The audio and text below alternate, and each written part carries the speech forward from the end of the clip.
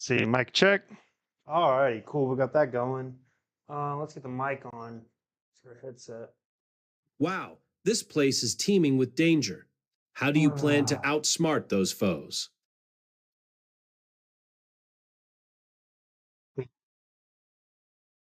Mic check.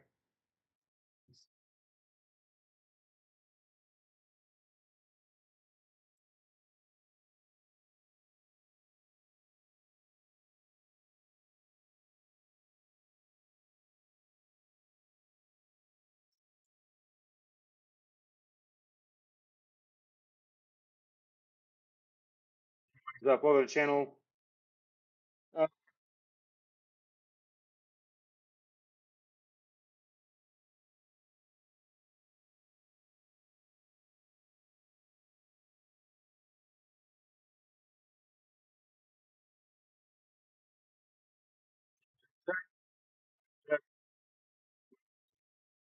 mic check. Let's see. So this is working. Uh,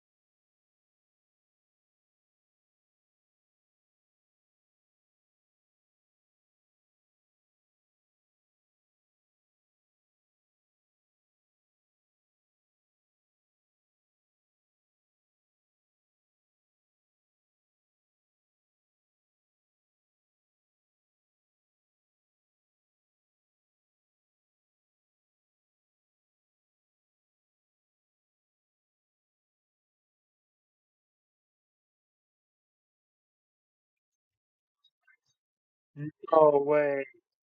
You were in Forrest Gump. I was the guy with no legs. Oh, that guy. That guy. See if we can get this up and going. This is going to be great. I love these guys to death. Let's see if we can get the.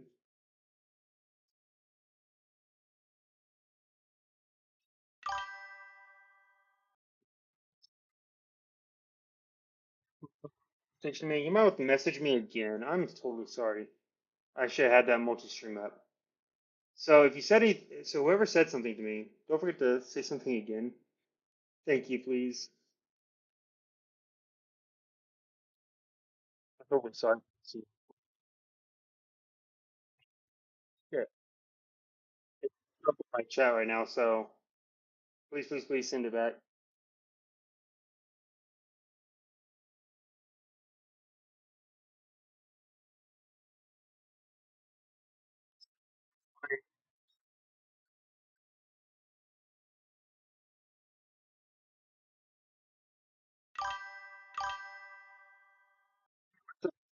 I mean, not much. Not much. Oh, you said potatoes? Oh, let's see. I'm paying attention to those comments. We're trying to get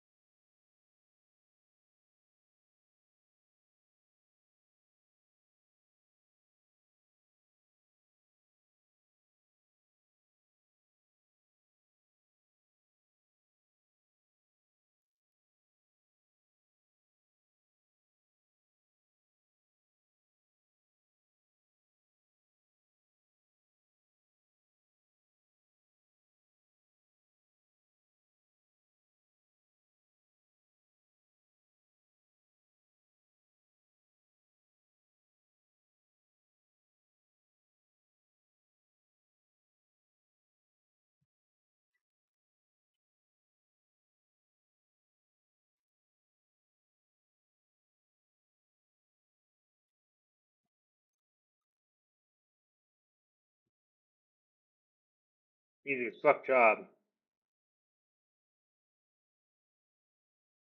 Um,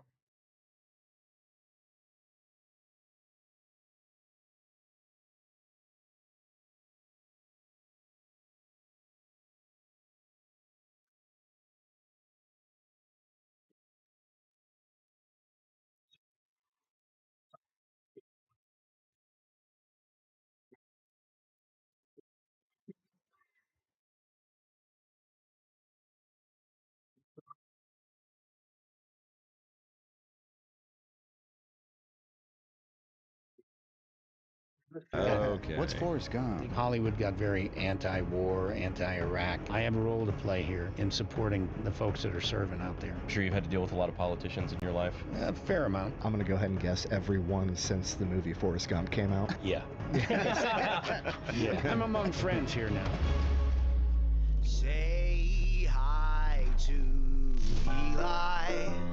He's racially ambiguous. And Brandon, his hair is fucking fabulous. And Donut, a dark joke disposition. And there's a fat electrician. Welcome to Unsubscribe.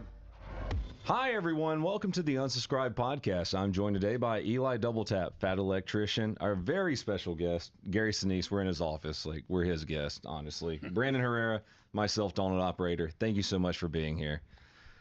Mr. Gary, holy crap, we've been excited for this one for months now.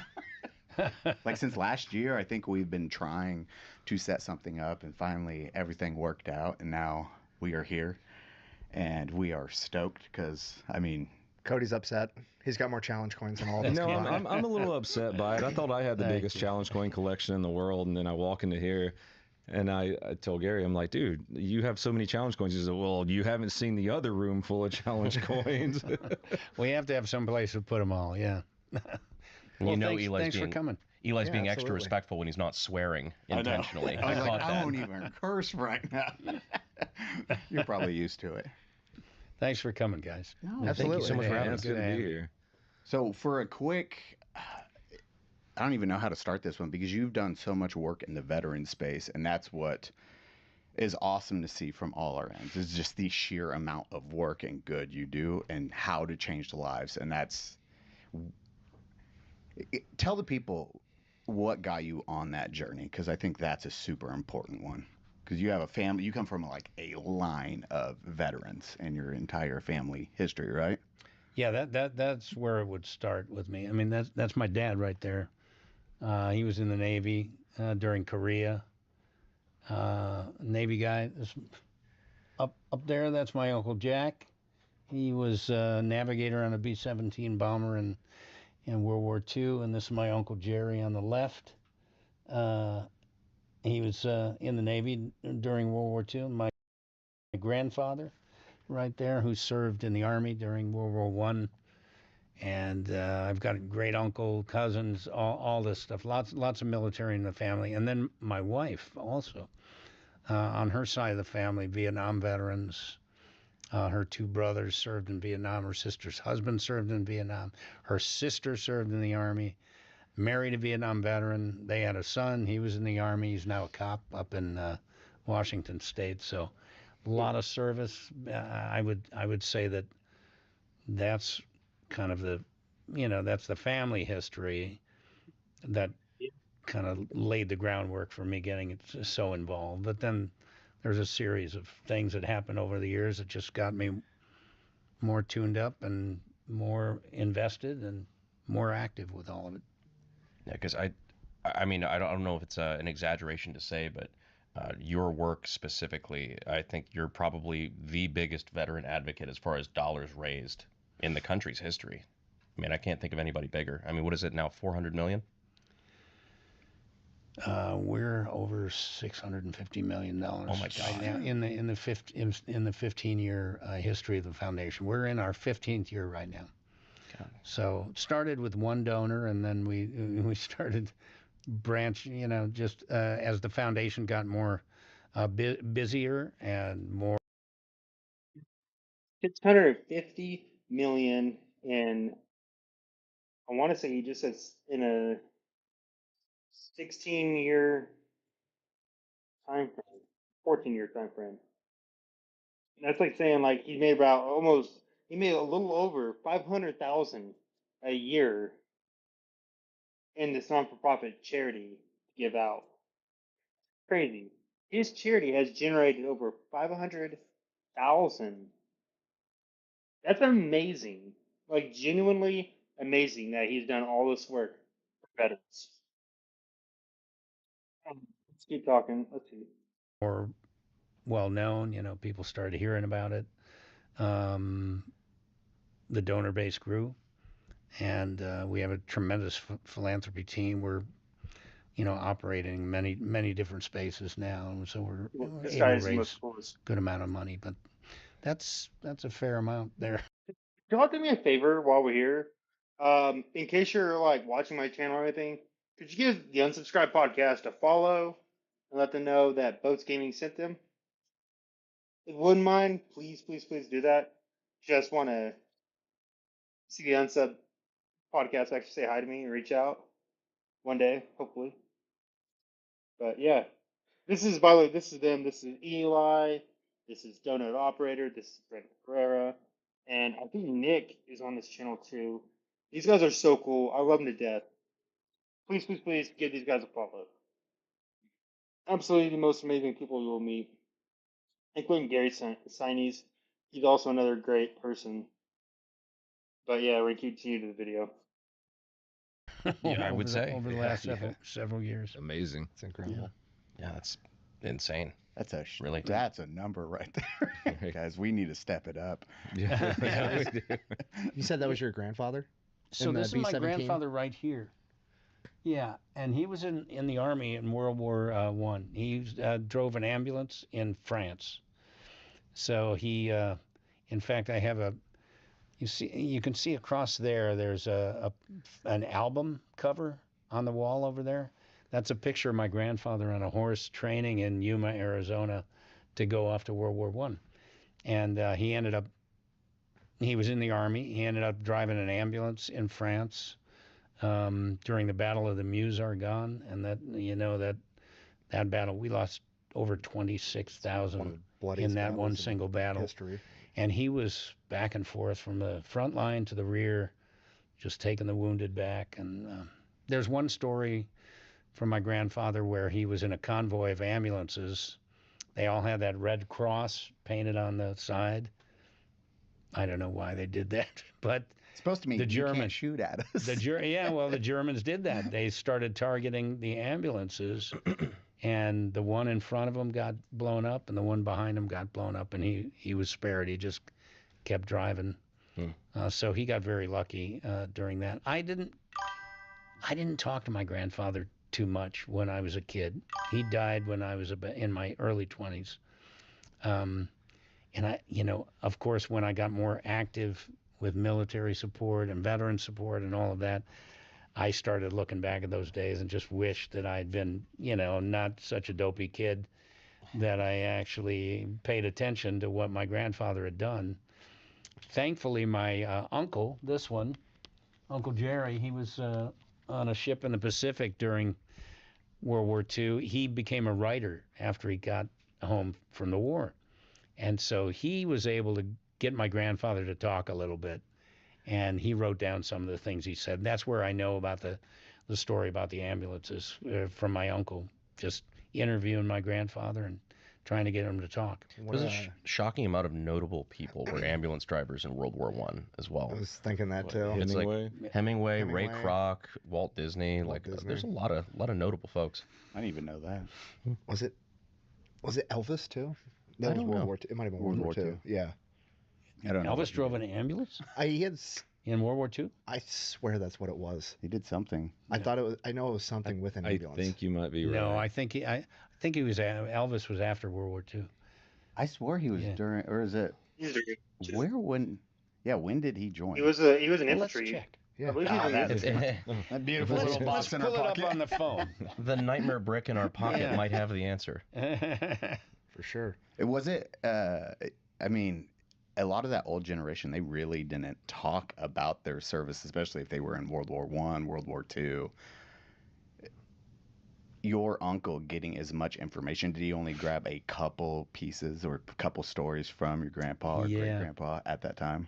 Yeah, yeah, just very very limited because my grandfather just didn't want to talk about it too much, but he did share a couple little stories like that with my uncle. And my uncle, again, he wrote books and he wrote articles and whatnot, and he was able to document my grandpa and what he had done. And so when I wrote a book uh, that came out in 2019, and I talk about my family history, and I pull some of my uncle's stories about my grandfather and just stuck them in the book, because that's what I know. But I wish, I'd been aware as a kid to just talk to my even my uncle Jerry. I never really talked to him much about his service. He was on a ship in the Pacific during the battles of Iwo Jima and Okinawa, and then he was part of the occupying force in Japan after the surrender. But he lived in Texas, and I just never engaged with him very much. Do you know what ship he was on? Because it looks like a battleship. No, that's just a superimposed picture. We just grabbed a ship and put him in front of it. But he was on a landing ship tank, so those were the ships that would roll in, and the ramp would drop down, and a tank would roll out. LST. And LST. And so he was on two.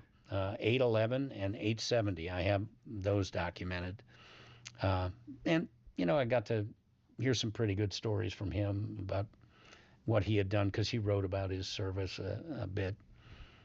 The family history is important. It sets up, a lot. And, I'll tell you, when I was a kid, I wasn't paying attention to any of it. It all happened later when I started getting more involved with supporting Vietnam veterans, and then I played the Vietnam veteran in Forrest Gump, and he was a wounded veteran, of course. You were in Forrest Gump? I was the guy with no legs. Yeah. Oh, okay. Yeah. Oh, that guy. That guy. Okay. What's Forrest Gump? The guy yeah. It was before your time, I think. Oh, okay. Probably. We were all joking before the podcast. We're like, wouldn't it be funny if we all pretended like none of us knew what Forrest Gump was? We just thought we didn't even know you're an actor. You're Yeah. just really into the veteran Yeah. community. We're like, we just heard really good stuff about you with what Yeah. veterans. Oh, you act like They local said theater? we should come over with Yeah, cameras. dude. We heard the Gary Sinise Foundation raised $600 million for veterans, and thought he was a cool guy. Dang. I had to. You act? Don't make me take you through it. I had to throw this out there. Everybody knows you from Forrest Gump and things like that. I knew you first from Disney World Mission Space, the command center thing. Yes. Wait, what? It's Okay. kind of a wild throwback, The I'm ride. sure. Yes, sir. The ride that goes to Mars. Yes. Yes. Okay. I didn't even get that it was a reference to your other Mars movie, but I just Apollo immediately, 18. as a kid, I was just like, oh wait, hold on, that's the Mission Space guy. So when did you go? When did you go on that ride? How old were you? Oh man, I was a kid. I have no idea. So yeah, I did a movie for Disney, Mission to Mars, about going to Mars, and when they were I did not know he was in. He was in Open Season. Oh my god! He was also in Truman. I did not know that. Yeah, I remember I missed out. I overseen the ones that he actually was in. Criminal Minds.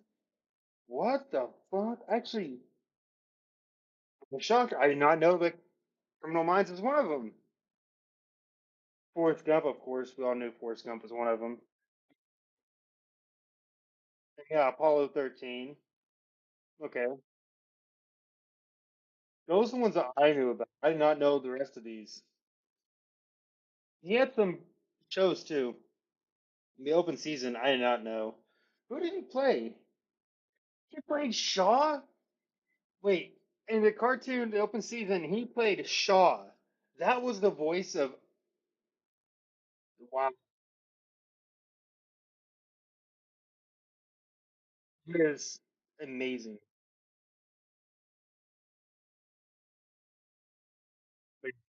were building the ride, we had a great technical advisor on Mission to Mars. This is an astronaut who'd been up 6 times on the space shuttle. Story Musgrave, brilliant guy. They hired Story to be kind of the technical advisor when they were building the ride to go to Mars.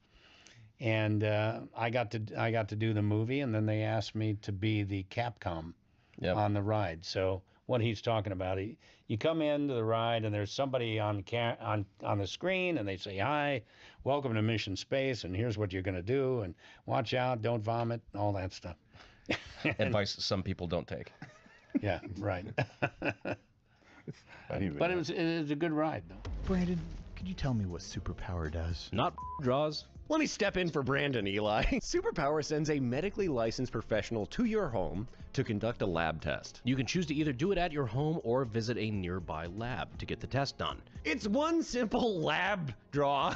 Are you here for my 100 biomarkers? I am here for more than just your 100 biomarkers. They're pulling out your biomarker. Yeah, this is how you learn if you're f***ed up or not. All jokes aside, tests like this are one of the reasons why I found out I have lead poisoning, which is a very serious issue that I wish I'd paid more attention to. I thought I had cancer, and then found out I don't. That was a heavy weight off my shoulders and off of your ass. It actually presents all your information on an app that you can just check everything. Literally everything. So you get to learn basically what you're deficient in, what you do not have in your daily diet or whatever, and then they give you recommendations on how to fix that. And a lot of the times it is genetic, so different people will have different eating habits or what helps their body perform better. And Superpower helps break that down. So it'll tell you, hey, you need more iron, creatine. To give a real concrete example, like I found out through tests like this, I'm actually deficient in ferritin, which actually helps your body process iron. Superpower gives you access to high-end concierge level care for only $199, but with Unsubs discount, you're getting it for $179. Know your numbers this year with Superpower. Superpower! Make this the year you stop guessing about your health with Superpower. Head to www.superpower.com/unsub and use code unsub at checkout to get yourself $20 off. After you sign up, they're going to ask how you heard about Superpower. Tell them it was us. On the way here in Forrest Gump, Lieutenant Dan invests their money in a quote unquote fruit company, Apple. Yeah, right. And it got me thinking, how good of advice would that have been if you just invested in Apple when the movie Forrest Gump came out? Oh. I did the math. If you would have put $1,000 in Apple after watching Forrest Gump in the movie theater, it'd be worth $1.1 million right now. Should have taken your advice when I was 5. I was like 11. I wonder how many people did that. Call my dad you might have changed some lives with your advice. And only 80% of that is inflation. Well, you know. Now, during Forrest Gump, you actually did like boot camp, or they had you do different kind of training for the military, right? Yeah. We went and lived in the woods and did all that. Did some training.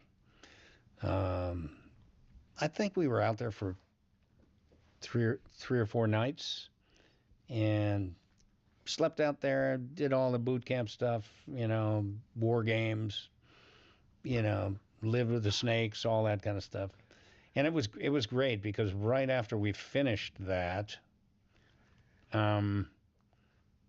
we went right into the Vietnam sequences. So I had shot already some of the shrimp boat stuff we had done, I think in the beginning of when I started shooting. And that was with like a long hair wig, because we had to go back and forth between like long hair scenes and short hair scenes. So I had a long hair wig for, and scruffy stuff on my face. Then I went and took the wig off, shaved, and then we went into the woods and lived in the woods. And then we went and started shooting the Vietnam stuff after that. So it was the timing was good because by the time we marched in to start shooting all the Vietnam stuff, we were ready to go. And you did this with even Apollo 13. What was the hardest training you did, like preparing for a role? Preparing for any role? Yeah. Because Apollo 13, okay, you did space camp for X amount of days, correct? I did, yeah. Yeah, so what was the hard Yeah. one where you're like, okay, this actually sucked way more than I thought it would? Well, I mean, it wasn't fun to, I remember when we were training for Forrest Gump, I went down into an anthill. It's like Oof. they had some mortars set up. We were marching across this field, and they had planted like mortars out there. So, special effects stuff. So they set these mortars off, and we all hit the deck, right? And I went right into an anthill and just like, ants everywhere, snakes. So that wasn't fun. I didn't like any of that. That was I would have rather been back in my hotel room at that point. What area was that in? South Carolina. So just to give you guys a heads up about who Gary Sinise was. Gary Sinise was, again, we all know his role as Lieutenant Dan from Forrest Gump. We've seen it, right? That was probably one of the most iconic characters, besides, shit.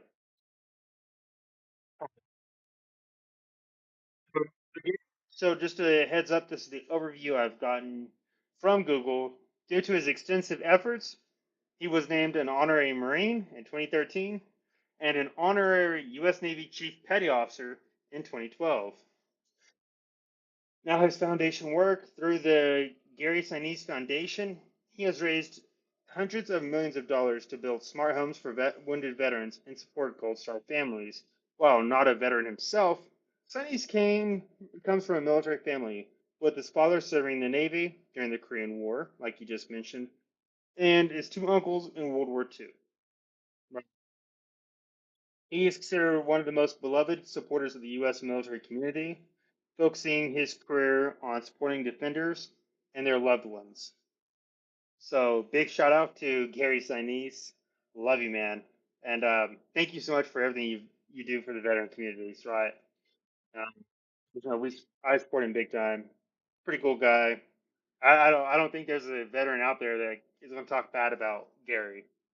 We all love Gary. So, yeah, this guy is pretty awesome. Carolina. Oh, okay. Beaufort. Yeah, Fire Beaufort. rates. Old Yep. Beaufort. I'm familiar with that. I was a Yeah. police officer in South Carolina. Okay, Yeah. I really liked it there. Actually, I loved it down there. I loved being there. I loved shooting there. Years later, they started something where we were supporting our wounded, and a lot of our wounded would come down for the weekend, and they had this thing called Lieutenant Dan Weekend, and my band would come and play, and they'd have, dozens of wounded service members would come down. We raised money. We were supporting something called the Independence Fund. Yep. Oh, you've And so raised money for them too. Yeah, I supported them for a long time, and they wanted Said to he's do a Lieutenant Dan genuinely a Weekend, great so I guy. came down. And it was great to be Like, able that's to why I love visit that. Gary. I went back year after year, and I loved the area. Charleston. Yep. Yeah. Then we moved the event from Beaufort. We used to do it right in the town square, right on the water. And my band would play right there. And it got so big, they had to move it up to Charleston. Yeah, I saw you jamming out in Charleston. So I love that area, man. Yeah, you're about to get married there. I'm getting married there in 35 days. Yeah. Congratulations. That's Love you. good. Congratulations. Yes. And we haven't got to say this on camera. Brandon, congratulations. He just won a Congress seat. Oh, Well, yeah. Well, primary for it. yeah, primary. Yeah, Yeah. primary. Yeah, I forgot. We haven't done a podcast since, but Oh yes, by the way, Brandon did win the primaries in the Republican Party. Tony Gonzalez has stepped out of office. That is some good news. Let's go, Brandon. And yeah, and if you're wondering, the opposite team is doing the same thing that the Republican side tried to do to Brandon. Tony Gonzalez tried to sit there and uphold a smear campaign on Brandon of lies, right? The same thing's being done with the Democrat team. They're doing the same thing to Brandon again. And I would say that they're doing exactly the same thing because again, Tony was sitting there and going after Brandon's career, or going after Brandon for supposedly being an anti-veteran. By the way, he's sitting on this podcast with Gary Sinise, but he's supposedly anti-veteran. By the way, I want you to like think about that, right? And then now they were saying the Democrats were saying that he's a schnazi. You know what I mean? When that's totally false too. Mostly with Gary Sinise or with hey, what's up, Devin Ramsey? How you doing, man? But with Brendan Herrera, right, is that now they're trying to say that because he owns a book of Mein Kampf, that like this anti-military, this anti not anti-military, that he's a neo-Nazi, which is also not true, right? They took the clip part that they literally said that somebody would use against him, and they actually are trying to use it against him, which is kind of on that. So, this is vote Brandon, you know, campaign on Brandon. Gonzalez in District 23. Where's that? So El Paso. Well, congratulations. Dirty. Gosh, I didn't know. Run, you Feels filthy. dirty. Yeah, that's good. I hope not. Going more to the conservative side, right? Again, to be one of them, you know, that's clearly right now being a lot of things, right? Pull on us, but the military was in, so that's probably it wouldn't have mattered which way it would have went. And I'm not actually Republican or actually Democrat. So I don't believe in political parties, right? Political parties have been the downfall of America. Half the time we go to a war, it's because of political parties. Now, the thing is, like Washington, like we were supposed to, right? So these are the problems, not Republican or Democrat political parties. But we need people who are going to go in there and run the best campaign possible to show that they are the best leader for the United States. That's what I want. And I'm sure that's what, if I can, the most radicalized Republican, whoever it is, right? We want like someone in America that we can like just like pick him out and go, okay, 98% of us can agree you're the best leader. That's what we want, right? That's why I'm sure everybody personally is a fairy tale. I would like that just $100,000 low. Or I think it's 10 to put in the door just to get your name on the ballot to run for office. And 1,000. That's a fuck. It would be great to at least find the right candidate one can love. We wouldn't be finding, but I mean, we are as the American people. We're divided based on our nation. You have rich versus poor. I mean, license. Right? It's like to actually have an actual years at least. Probably nobody really gave a shit about politics. Video, right? It was a weird. That was weird. March 3rd was the primary, and this was, and so this time I was hoping I ran again this cycle.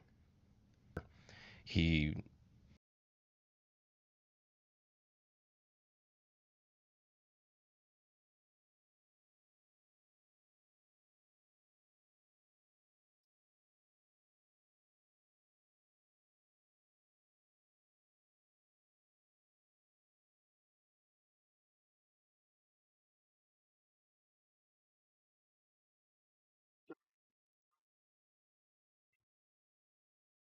then afterward basically broke up her home to the point where she committed via self-immolation. So, oh my God, it was a wild story. The entire thing was wild, and then he lied to cover it up. He lied the entire time, lied to media, lied to the voters, and then so we shellacked him on Tuesday. But neither one of us got above 50%, which means in the state of Texas you have to go to then a runoff election. So there were 4 people in the race. We were both in the 40s. We beat him, but not by enough to take it outright. And then 2 days later, so I'm expecting to go into a 3-month runoff election, like another election, which I was pretty confident we were going to win. 2 days later, he announced he was dropping out.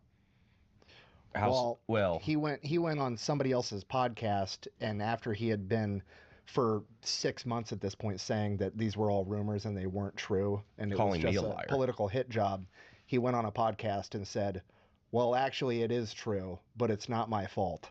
No. And then after that, the Speaker of the House basically told him he needs to step down, so he dropped out of his reelection bid. So Brandon kind of took that by default, being most votes. Yeah, I was sitting at my my house bar playing blackjack with Connor. We're just like screwing around, like just trying to like decompress a little bit. Like, okay, we got a big fight to win. It's like 11 o'clock at night, and then I just get my phone. It's just over in the corner on the side of my bar, just like, oh shit, what? Oh, Wow. oh, Stress. I think I'm the nominee now. Big news, yeah. So it's been a wild journey, but He got 50%, What's even with that going on. he got like 41%, I think. So But because that was all being exposed. It was aired Well, out, man. That had the confirmation that it was true didn't hit the news until early voting had already started. Okay. So then it was kind of like the voting was already happening when it was getting pushed out. So it was a matter of like how many voters could actually see, how many voters had already voted, and B, how many voters weren't going to see or realize that's who it was right. until that point in time. Because on the ballot, he's still seen as the Republican incumbent. So everybody, if you're not super into politics, you kind of just vote for the incumbent because that's what everybody does. They have the highest chance of winning. So I think that's where a lot of the votes came from. Yeah, we had people that came to us, like our like sign waving teams and whatnot. People came up later saying, I cast my vote on the first day of early voting. I didn't know. Is there anything I can do to help? Which, that's pretty indicative that, it's a major shift. Because he really did. He said that I was lying. He tried to defame my character, saying that, oh no, he's just smearing me politically. I'm like, no, I'm doing the same thing I've been doing since day one, which is tell the truth about you. Yeah, little background on this guy here. I got to give him praise. Firearms manufacturer, started a YouTube channel, pretty big.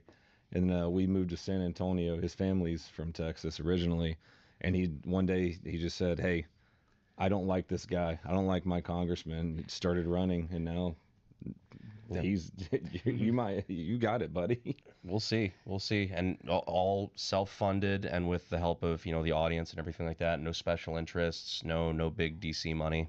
Just gave it the best race we could, and it was enough to take down a sitting congressman. Well, sounds like he needed to be taken down.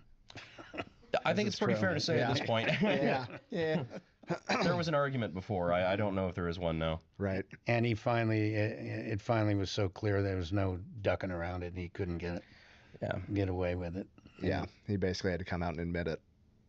Yeah. Now our friend's a politician. Ew. I know. I still hate that. That word still sounds like a slur. From you. It's because it is. Connor, how do you shave your chest? How do I shave my chest? He doesn't have certain genes like me and Eli do. Yes, I am a Caucasoid. Oh, well, okay, he doesn't have certain genes like I do.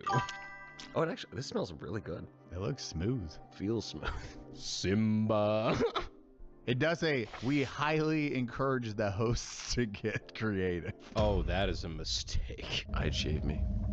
Would you shave me? Why does he have forehead hair? You gotta keep it under control, which is why I trust people like Harry's. Actually, that is remarkably smooth. I use those.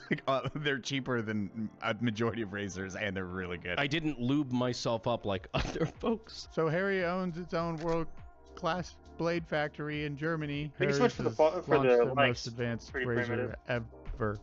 Why is he putting deodorant on his neck? Harry's Plus is Harry's So, heaviest Wonder, we are razor live handle on ever. all 7 platforms. The only thing Made we're of not entirely live metal, on is no Instagram. plastic. How's it feel? Refreshing. Harry's doesn't make just razors. They've got a full line of grooming essentials. All of Harry's blades and grooming equipment can be delivered directly to your door. For a limited time, our listeners can get the Harry's Plus trial set for only $10 at harrys.com/unsub. This set includes the all-new Harry's Plus razor. One refined 5-blade cartridge. And a 2-ounce can of foaming shave gel.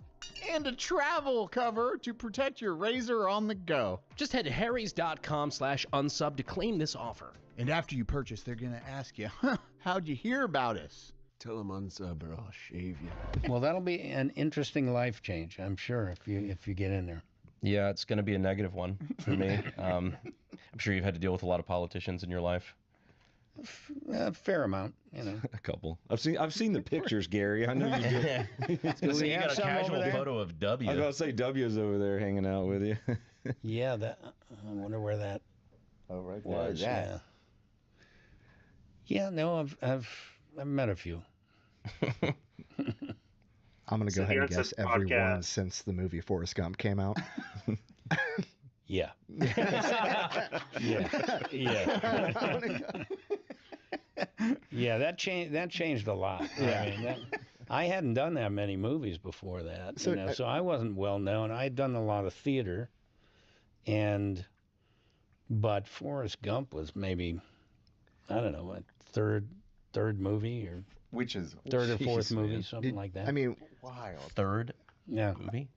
third or fourth. I did like 90. My first real good part in a movie. I did 3 movies in 91, and then 92. Of Mice and Men came out. I did that as a film, and the producers for Forrest Gump saw that, and they invited me to come and audition. And that was with John Malkovich, right? Yeah. And then I auditioned for it, and I got a couple of good parts that year. And when you're in a movie like that that's so popular, and you're not that well known, and you play a good part, things are going to change for you. So I got some good parts after that. did you have any idea, like during the filming, that it was going to be as big as it ended up being? No. So I'm working with Tom Hanks. He was a big movie star, so that was a good thing. Bob Zemeckis was top director, really, a lot of success. The script was good, so you got 3 things going for you there that give you an indication, like, oh, you're involved in something that could be pretty cool. But the nature of if you remember that, the nature of the way that story was told is you've got Forrest Gump interacting with all these different characters, right? Like there's the Jenny story, and there's the Bubba story, and there's the Lieutenant Dan story and the Mama story. And we didn't really interact with each other, all those other characters. It wasn't like we were all in the same scene. So I didn't really know what Robin Wright was doing as Jenny. I didn't know I knew a couple things about Michael T. Williamson because I was in some scenes with him. But Sally Field, I didn't really know what was going on. Tom was doing all these scenes with everybody else. I didn't know what they were doing. So I didn't know what the movie was going to turn out like until I saw it. Did you have a script that showed, or was it just primarily your? Yeah, no, you have the whole script. Okay. That was my question, because I've heard like obviously every movie's different, but I've heard some people that are like, I don't know what the script even is. I just show up and do what the director says, which would have been very funny from your perspective at the time, because you're showing up. All right, today you don't have any legs, and then like tomorrow you're gonna have no legs. You're gonna be clean shaven. Today you've got long hair and a beard. Like, All right, guess I'm putting on the green socks. We're wheeling around like shrimp. No, I read the whole script. I like to know what the story is. That's good. But the nature of the Lieutenant Dan story is just these little moments. He's in Vietnam, and then he's in the hospital in Vietnam, and then he's gone. You see him in New. Actually, I got a question. How did he? I want to know how the CGI went for that. Because, like, how did that work with him having no legs in the CGI of the movie? 1 second, everybody. New 1 York, second, and everybody. then 1 second, babe.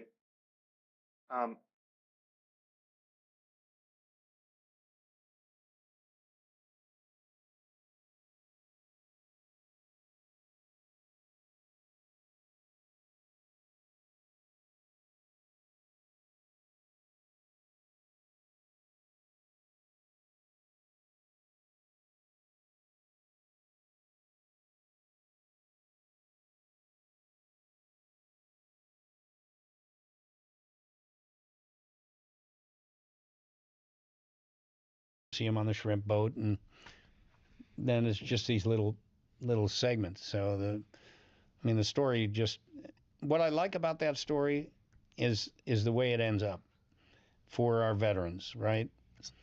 I have a lot of Vietnam veterans in my family. I, remember what that was like. I've met so many wounded folks over the years,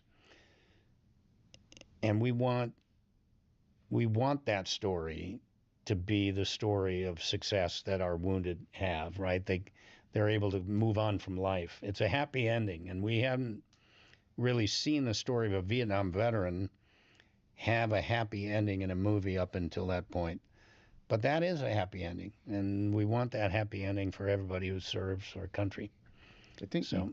You talked about one of your interviews. You were discussing how important community is for the veterans when they get out, and a lot of them just didn't have that. Vietnam veterans, wild, because that is, you're coming back, you are hated, which none of us have seen or experienced that. But we were still drinking on the community thing. Yeah, yeah.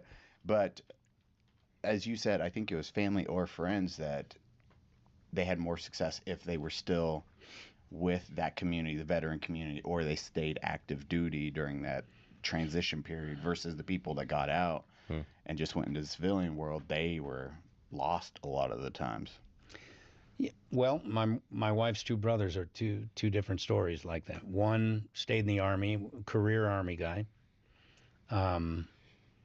Silver Star recipient in Vietnam, 2 tours in Vietnam, very West Pointer, high profile guy. Unfortunately, he got cancer in '83 and died of cancer. But he was very, very profound impact on the Army kind of person. He rewrote the entire leadership manual for the Army. He was very invested in the Army, going to have a career. If he had lived, he would have been a 4-star. There's no question about it. He would have been in the Iraq War and in Afghanistan conflicts, all of that. He was that career Army guy. Then the second brother, the younger of the 2 brothers, was a helicopter pilot who went in. He was like the second son, The first son was, the father really looked to him as, he was very proud of him going to West Point and all that. The second son wanted to kind of, I think, be a part of that. And so he joined the Army, helicopter pilot, 800 combat hours, but it was rough on him. It was rough on him, and he came back and got out of the Army, and he struggled. Still struggles. He survived. He's still alive, but still struggles. I mean, he kind of withdrew from life in a way, kind of recluse a bit. And I think, and for my other brother-in-law who served in combat as a combat medic, he stayed in the Army too after Vietnam. And I think it was just easier for folks to come back from Vietnam and still be amongst their fellow Vietnam veterans who were still serving in the Army. They had this community of support. They'd all been through it. They were still serving their country. It was a bit different for them, I think, than somebody who came home, got out of the service, and tried to just disappear and forget about it. I also wonder, I don't know what the answer to this is, but I'm just kind of like, I don't know, pontificating. If it was a little bit easier for guys after World War II was over. Because that was something that if you were a red-blooded male, you went and you served, like that was kind of a universal experience for everyone. Whereas GWOT, that's not the case.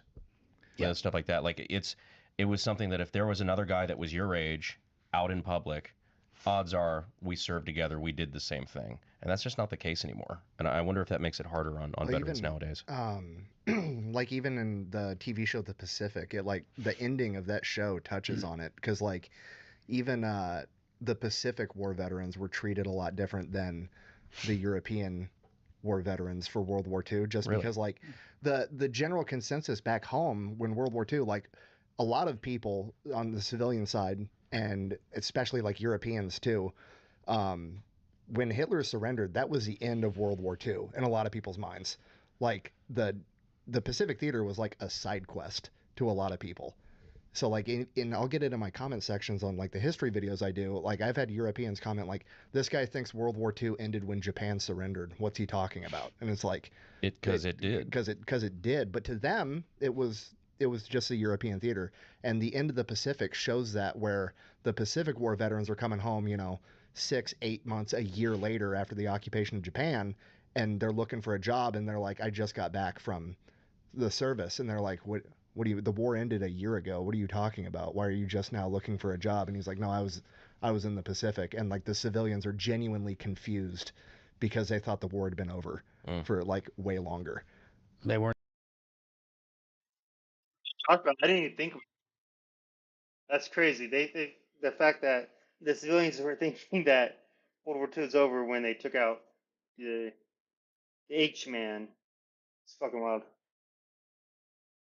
Yeah, that's Fat Electrician, when you just seen talking about World War II. That's actually crazy to me, because like I never would have expected civilians to think that way. Like I knew that the war was over when we signed the treaty with Japan. That was the end of World War II completely, because that was the other side of the world. That's wild. Weren't thinking about that. We occupied Japan for as long as we did. Exactly. And the other crazy part to me, it's like doing war history and hearing even people like you talking about your families, where it's like America's really, really young, because like I wouldn't have thought that your grandfather would have been old enough to have fought in World War One. It makes sense if I look at the timeline, but like it seems so long ago to me versus, and then his grandfather easily could have fought in the Civil War.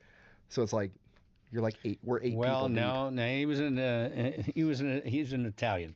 So, so my great grandfather, and there's a picture of him over there. He came over from Italy, in the late 1800s, and my grandfather was one of 9 kids. 5 were born in Italy, and then his father moved to Chicago from Italy, and 4 more children were born. So maybe the Civil War in Italy. It's funny. It's funny though to see those timelines, those things that you wouldn't think would work out. Like, because we have videos, like actual videos of Civil War veterans, like speaking and like talking to each other and things like that. It's also like, it's one of those where you just segment these things in your mind. But you don't actually think about, okay, where this went. Like, for example, I know the meme that gets shared around is Rosa Parks lived to see the movie Shrek. Yeah. It's like things that in your mind don't make sense. But Well, it's like, like- oh, well, hell, I guess that's true. Even like what he just said about how, if he had stayed in, he would have been a 4-star general. He would have been in Iraq as a Vietnam veteran. Like, Yeah. it doesn't sound that, but then like I read up on war heroes, and it's like, oh, this guy got his Medal of Honor in Vietnam, but he also jumped into Normandy.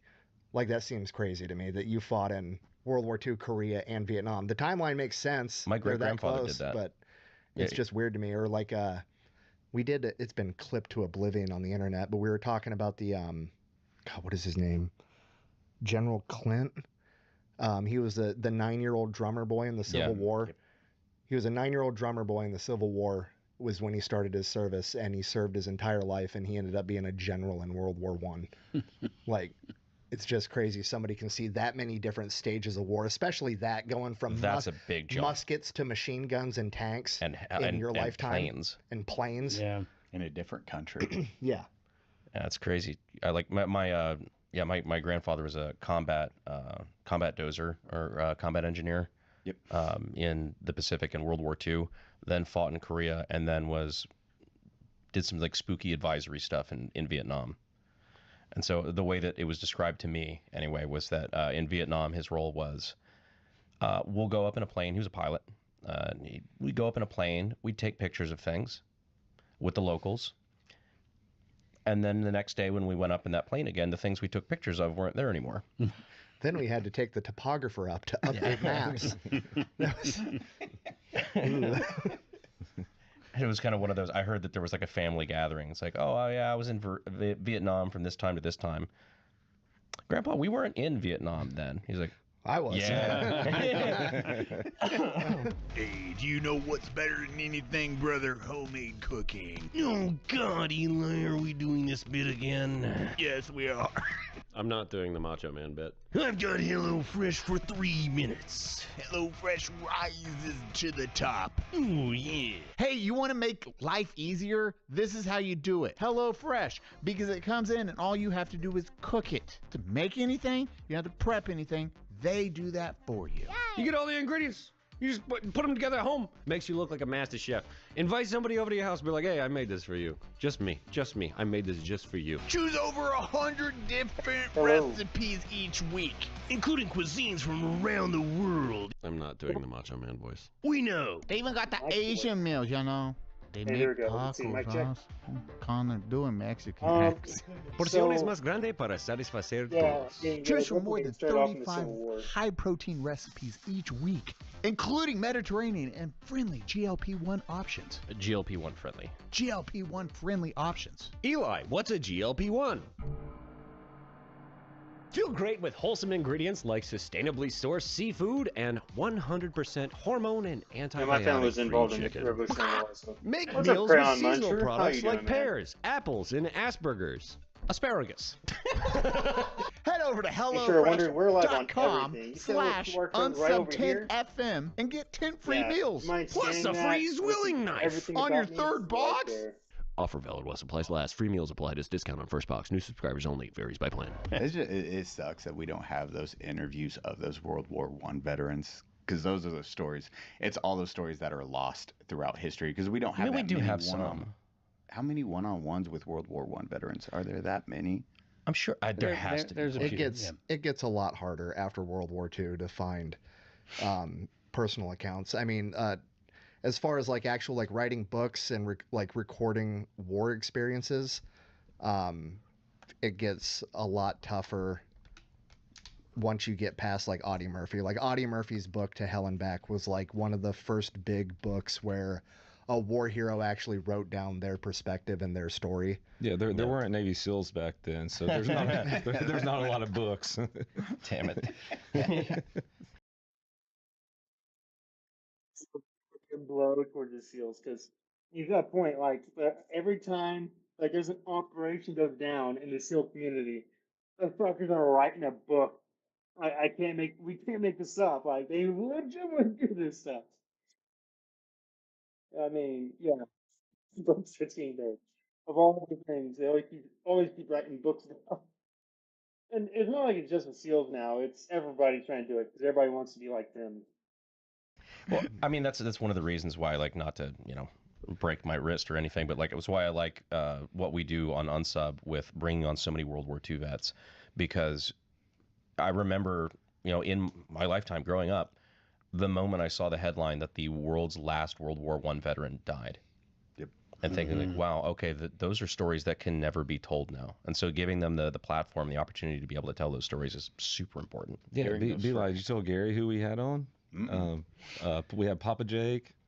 Don And, Graves. Don Graves, Al. Al. We've had 3 World War II veterans, and one was at the raising of the flag at Iwo Jima. Like, he was there during that. And then Grandpa both of Jake them. was Battle Yeah, Bulge. for both of them. And Normandy. Hearing his version of the story is hilarious because it's like, yeah, we raised the first one up on Oh, some drainage really? pipe we found, but then they said the flag wasn't big enough, so they had to go grab one off of one of the battleships and bring it over. We had to do it again for the picture. Gary, I'll tell you, Papa Jake, he was trying to steal our girls the entire Oh, yeah. time. He was rizzing up the ladies the whole He was, time. he was Look not at the- interested in any of Look the at the guys. at smile all. on your fiance's face right now. What do you mean trying? He's at that old man face. Homie He's was like, succeeding. Don Graves is pretty frisky too. Oh, So you Don. had to have known Don. Which I don't think he's pretty wild. I mean, he's got more energy than, jeez. We've had Don on some trips and that kind of thing. Don is awesome. Pretty special Don's guy. cool. any excuse that man has to sing, Yeah, he'll do it Don- immediately. he loves that. Yeah. Yeah, God, I remember because I think I was one of the first people to sit down at the table with Don, and like Eli was getting the cameras ready, you guys were like getting the drinks ready or whatever, and I was just sitting there with him, and he just starts rattling off like pure gold, and I'm like, Eli, turn the cameras on right now. Like, We're gonna have to bleep half of this. This is amazing. No, it wasn't even that. It's just like the dude just sits down and just starts dropping like incredible stories just off the top of his head, and it's like, oh, God, everything he says is so cool. I don't know if we've gotten a chance to say it on the podcast yet, but rest in peace, Papa Jake. Yeah. Yep. Papa Jake passed. Yeah, we lost him a couple months ago. We helped with the statue of Papa Jake.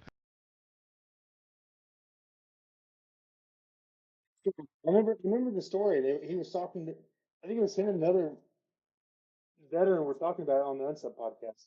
So, Did we? So they'll have an unsub thing under it, stoned, because we threw some money towards it for that awesome. to get erected. That's awesome. We had him, and then Major Capers actually just got his. I think he got approved for the Medal of Honor, right? Did he get approved? I haven't heard that. I think that. I hope so. I hope so. The man That'd deserves be it. awesome. Look it up. Do you know who Major Is that Capers Italy or- is? At least. He was not Marine Raider. He was Force Recon. Force Recon Marine during Vietnam, and led a team, and basically he had been recommended for the Medal of Honor, but he was I believe he was the first black officer in American history to receive a field promotion, like in theater. And he has this incredible story, this humongous military career, and he basically kind of got shafted for the Medal of Honor. And there's been a humongous push to get that retroactively fixed. And Got approved. he got approved. Very nice. Yes. Hell yeah. Congressman Norman Bills is to award Major James Caper with the Medal of Honor. I'm excited for it. He deserves it. He really does. There's there's also a thing about him being like one of the first. I don't know what the qualification's called, but black combat divers. Yep. Yeah, because his story on that when he was going to dive school was crazy because he showed up to dive school and the person, I don't know if it was a literal doctor, but the medical person in charge of the program didn't even want to let him go through the course because according to what Major James Capers was told was he has medical evidence that black people can't swim is what they told him. And he's like, no, I can swim. And he ended up like passing the course and performed, I think he said 3 combat dives. Yeah. And yeah, just a crazy military career. Is that what they told you in Buds? Yeah. Look, they just sink, dude. I don't know what to tell you. Nothing. The fastest swimmers we had in Buds were the black dudes. One of my favorite moments, we've done hundreds of these podcasts. One of my favorite moments is I had read his book prior to him coming on, and he has a story about when they were in Vietnam on a mission. I know where this is going. Yep. And on their way back up to their fob, which is on top of this big hill / mountain, they had to cross a river, and they found a 26-foot long python that weighed like 300 pounds, and they couldn't carry it across this river, but they told everybody up on the fob that they found this gigantic snake. And they're like, no, you didn't. That's not true, whatever. So one of the helicopter pilots flew him back down, and they captured the snake and kept it as a pet. And they named it Gomer. And they ran into town, and they were feeding it ducks. Well, he tells this whole story, and it's hilarious. And then we have his book on the table, and we flip through it. And in the pictures, there's a picture of him and his guys, like 6 dudes to hold up this snake. It's humongous. And there's 2 pictures like that. And one picture says Gomer number 1, and the other picture says Gomer number 2. And I was like, how many snakes did you catch? He's like, oh yeah, we caught another one in Panama too. So he's just catching these gigantic pythons while he's out on missions for fun. This is in operations, like That's awesome. pulling back from a mission and be like, whoa, spin up the helicopter. Grab that 300-pound snake. This is gonna be cool. And they put a bag over It's his the head. most dude thing I've ever heard of. Yeah, guys got to have something to do. They didn't have Oh, Xboxes that's on the pretty cool fob for yet. I have to look into who. Oh man, is. what? You've been in many movies, but as you said, Forrest Gump was number 3 or 4, Yeah, early on. Yeah.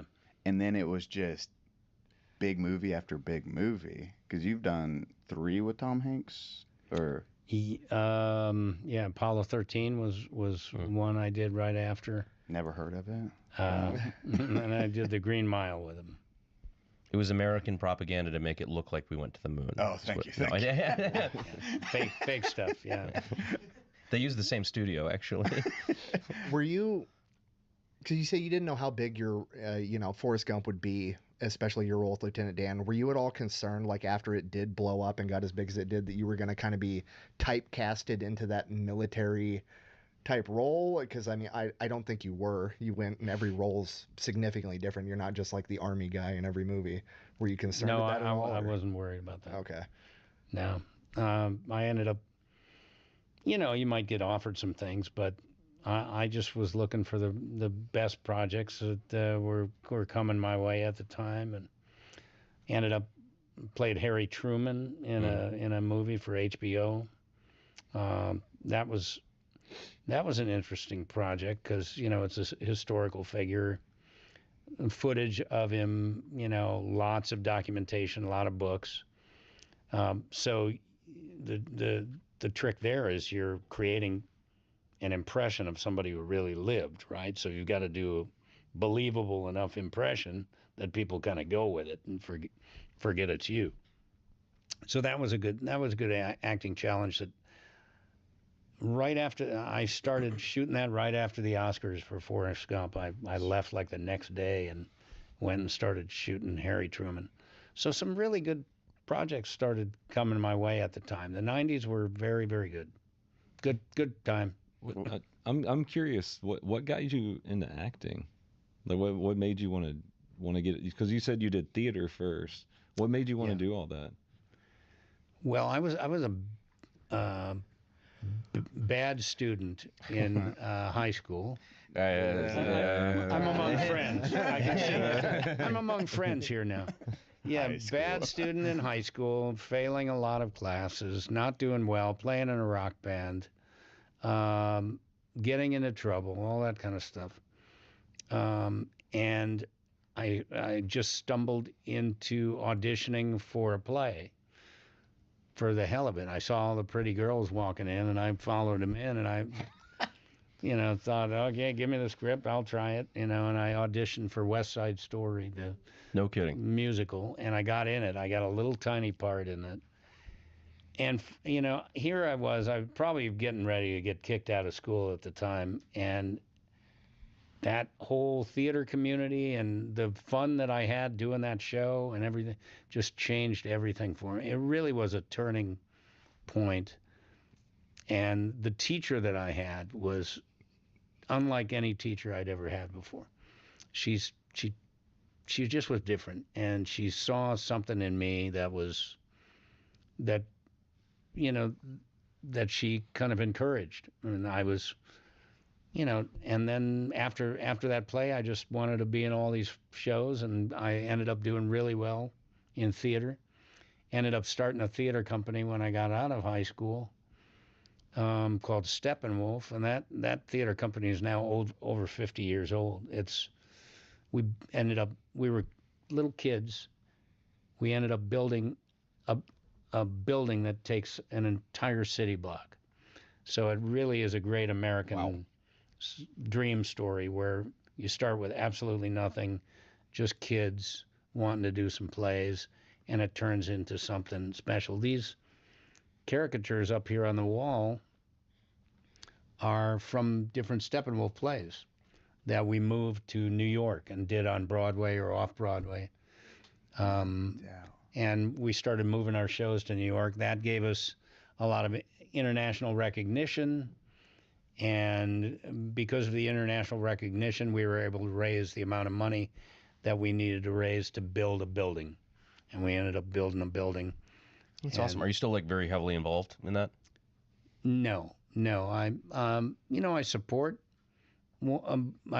but September 11th changed everything for me. I was in New York that year doing one of our shows, and it was a Broadway show, big hit, all of that. It closed about 6 weeks before the attack of 9/11, and I was profoundly impacted by that whole incident, and everything changed for me. I just decided that's when I got super heavily involved in all this. And I didn't go back and do do plays after that. That was the last play I did because I turned towards service and volunteerism and raising money for our veterans and entertaining them and building houses for wounded, all these different things that we do.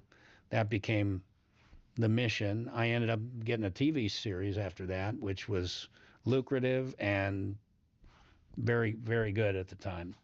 To have a television series right at the time that I was getting so involved in all of this was a great benefit, not only financially, but when you have a public platform like that, you're on television every week, and it's a hit show and it's doing well. I had a megaphone. I could get up and talk about what I was doing on USO tours and visiting the hospitals and talking about all that. And it gave me a good reputation in the community. And I got so busy with all of that, I haven't been back to do theater since. Connor, what are you doing? I'm fuming, brother. You fuming okay? You ain't never seen nobody cheap a fume like this boy can. Fume responsibly. Look at Connor. I'm cured. From what? My oral fixation. I would have something else in my mouth right now, but thanks to fume, it's not made of human flesh. Can I have that, please? You want to hit my fume, bro? I do want to Dude, hit your let me fume. pass it. It's also got a fidget movement on it. For those who are tactilically challenged. Made that shit up. Tactilically is a rare, often non-standard adverb of the form tactile, used to describe interacting with or understanding something through the sense of touch, physical feel, or haptic feedback. You. Pass me my fume, bro. We're fuming it up. Dude, look at how fucking cool he looks. He's getting fumed out of his mind. I'm out of fume too much, bro. My favorite flavor is orange vanilla because it tastes like somebody near you at a coffee shop ordered an Earl Grey tea. Crisp mint. Yeah, one time I was really, really fiending for something I legally cannot say in this advertisement, but instead I reached for my fume, and boy, oh, did that hit the spot? Use code UNSUB to get a free gift with your journey pack. Fume has already helped over 700,000 people take steps towards better habits, and now it's your turn. Head to tryfume.com. That's TRYFUM.com. Use code UNSUB to get a free gift today. Did Hollywood ever have a problem with your involvement with like how passionate you are about the U.S. military? A problem in what way? What do you... It's like there's a lot of like anti-war actors or producers or things like that. Did anyone ever did you ever have a problem with that? No, not me. But I was actually, I know what you're talking about. Like during the Iraq War, everything. We were kind of a nation that came together after September 11th, right? We wanted to do something about what had happened to us as a nation. But as time went on and we went into Iraq after that and everything like that, things started to splinter again. And Hollywood got very anti-Bush, anti-war, anti-Iraq stuff. I didn't feel that way. And I'll tell you why. Because, as I said, I've got Vietnam veterans in my family. I could sense that, hey, what's happening right now in the country is very similar to what was happening to our Vietnam veterans. The media and folks are turning against. Shit has been going on. I keep telling veterans, hey, these civilians really don't give a flying fuck about you. They genuinely do not care about you. Right? Those CEOs are saying, I'm pro-veteran, right, in their businesses, don't really give a shit. They're just there for the reputation. Trust me, all these companies that sit there and say, I'm pro-military, and then sit there and talk shit about the soldiers when they're on a deployment, shows their true colors. Their true colors aren't, I'm pro-military. Their true colors are, I don't like the service members, and I don't support this war. So, fuck the soldiers, right? That's what they do. They have always done that. The most biggest bullshit of all things is saying, I support them when you don't have no bit of care about them, right? If you don't give a shit about them, just shut the fuck up. Personally, just shut the fuck up, right? Don't talk about the fucking war. You don't know nothing about it. Clearly you don't, or else you wouldn't be talking shit about it, right? And you wouldn't sure as hell wouldn't be talking shit towards the soldiers or about the soldiers. soldiers doing a damn job. All right, that's not their fault that this war started. I don't get mad at the soldiers. They're just doing what they're supposed to do. So let's get back to the video. There's a lot of dumbasses out there. Since the war, the soldiers, the Marines, the people that are serving, they're going to get caught in the middle of all that. And I don't want that to happen. So I just started to go on tours and go overseas and go to the war zones and go to the hospitals and, you know, support organizations that were helping our service members. And the more I sensed all that stuff coming, you know, like it just motivated me to do a lot more. Did that affect me in the movie and television business? No. I was the lead in a hit show. So what are they going to do about it? Yeah, right. I mean, you know, I had a television series. I know, I love it. You know, had a TV show every week. The show was doing well. Like I said, it gave me financial security that was beneficial, and I could start a foundation with that and all that. But I also had that public platform. Exactly, Freddie. And so I do interviews. That is a good point, Pretty Primitive. All right, in case y'all wondering, we're on TikTok talking about it. But yeah, you got a good point, right? Of course, it would definitely, nobody would want to support a business that sits there and says, I'm anti-military. Come to my business, right? Of course, nobody would say that. That's the issue. Because if you said that, you wouldn't have a business for more than a month, right? Until you had to pay your fucking electric bills and your water bills and you realize that you ain't got no money to do any of that. And you got a foreclosure on your fucking business because why? You ain't making no money. Because nobody wants to buy products from some anti-fucking American business in America. Because that doesn't make any fucking sense. Right. So, yeah, we're continuing. But yeah, you are definitely right. Some comments in your live were filtered to protect this community's experience. Sorry, whatever you just said.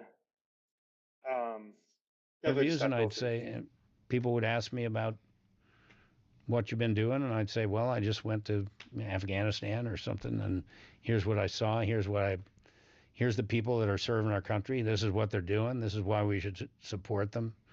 I got to see a lot of things on the inside that, you know, the average American doesn't get to see what gets done, right? I mean, they don't see the people that serve in the way that somebody who's maybe related to somebody, you know, you have a personal relationship to somebody who's serving in the military or on the police force or something. So you see it in a different way than the average American who may not have a personal connection. So I felt like I was kind of a little bit of a bridge.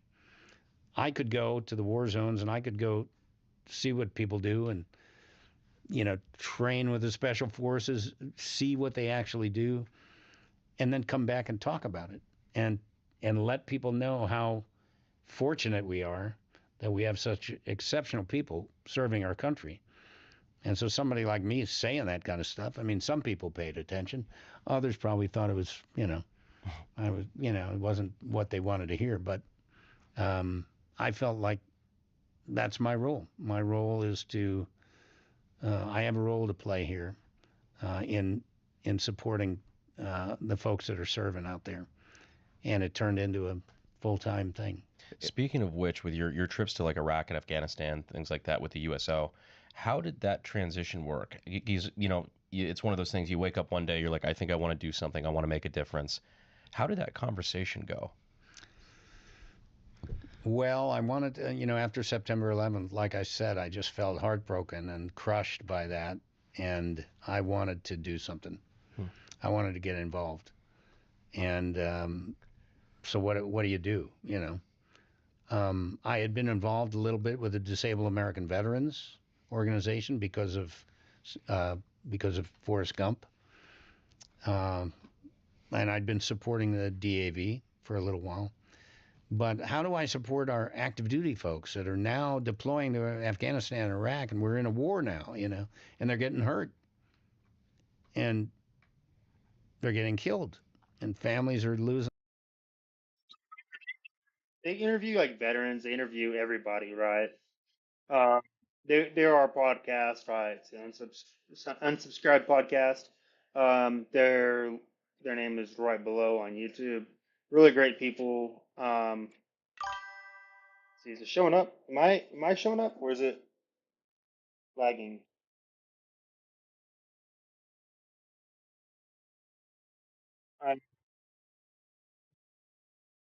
So you see him. That's an unsubscribed podcast. I think the owner of the podcast is like Eli or Donut Operator. One of these two is the owner of it. Um, unsubscribed pod. Yeah, they were the ones that own it. Um, but they're all veterans, except Brandon's the only one who's not. So again, if you're in District 23, vote Brandon. Okay. Oh, Brandon, he's the only one probably in the entire house that isn't being funded by uh, some mega.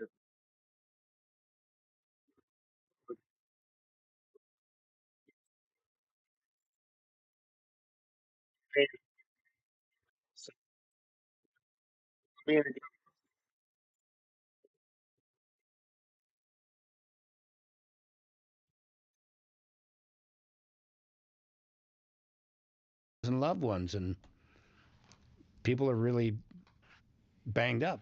They need some support. So one of the first things I did was contact the USO and just say, hey, I want to go on a trip.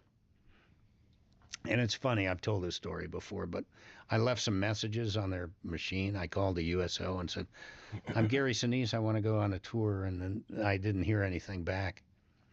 And then I called them back again.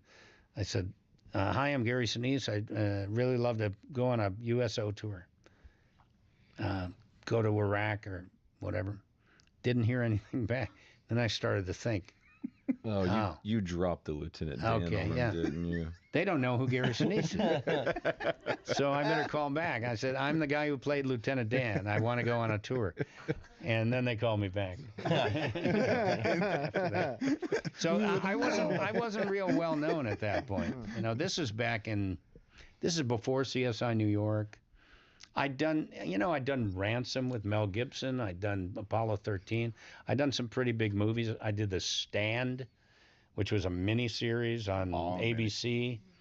So, but still, I wasn't like a recognizable name actor. So I figured that out. I figured, okay, I gotta tell them who I am. So they called me back, and I started going on tours. And I went on the first one to Iraq. It was the first big USO tour to Iraq in June of 2003. We hadn't sent a tour over there yet. We'd just gone into Iraq in March. Remember the statue coming down? And that was in April. And then in June, I was over in the war zone. That would have been like Iraq. Surge, wasn't it? Yeah, I mean, that's during the surge. Yeah. You're pulling down the statues, and there's maybe one green zone at that time. Where did you go? Yeah, That no. entire experience, like, This is before the insurgency and all that. So this is right just within months of us getting there, right? Pulling the statue down. We were in Baghdad. We were all over the place. And so I went over there on the first big USO tour, and there were 180 of us on this tour. Northwest Airlines gave us an airplane and a 747 taking all of us over there on the plane. Kid Rock was on that tour. Leanne Womack. Basketball players, football players, Dallas Cowboy cheerleaders. I mean, it was real a heroes. big tour. Dude, it was crazy. When we pull up to base, because I lived out in sector, so I had to come back and we see posters it's like, hey, this person's coming to the base. I'm like, I don't get to be on the base any of those times. I was just thinking Yeah. about the You're gonna miss it. chronological Yeah, of course possibility it was that country singer. you, Kid Rock, On mine, we had Woody Harrelson and Rihanna. Rihanna actually came to our ship. Again, it came before I got there. Fucking bullshit, right? Absolute fucking bullshit. Yeah, those two were ones. I think there was a third. I can't remember the name, but there was a third person I think who came onto our ship. But Rihanna and Woody Harrelson. In case you don't know who Woody Harrelson is, that's the one from Zombieland 1 and 2. If you don't remember, the big guy name was Tallahassee. Right. That was him. Okay. Uh,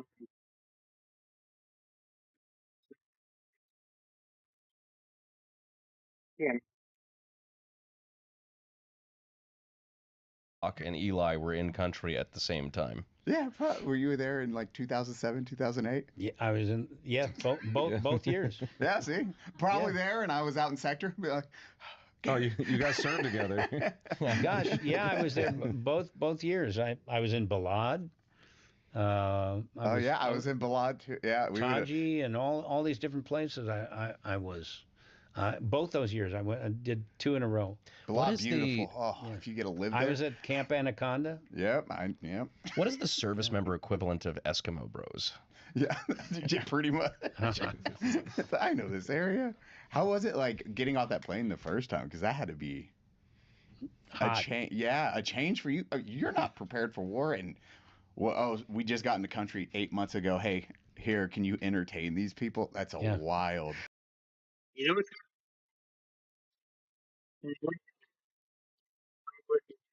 sitting there talking their massive shit and our anti fucking war and all this shit. Same time,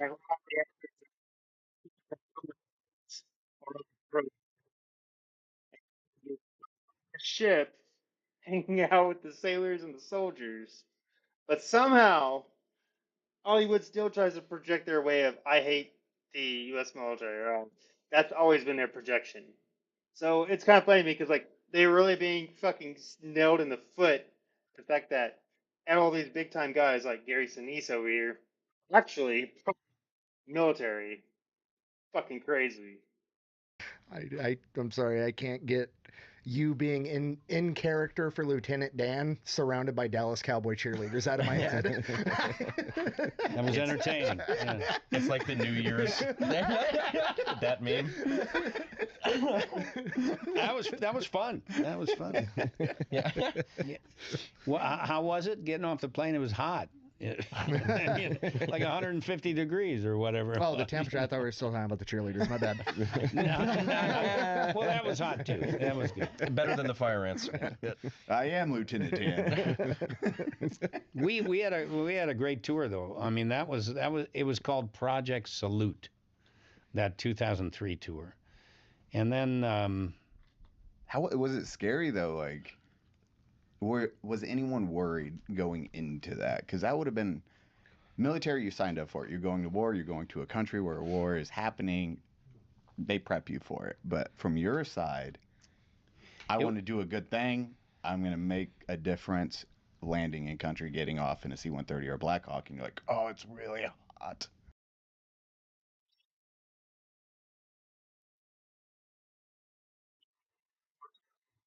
There's been a lot of them who have actually been either played a military character in a film or have actually been on a carrier or they've been somewhere on these deployments to boost the morale for the military members. Because again, it sucks being on a ship. It really does.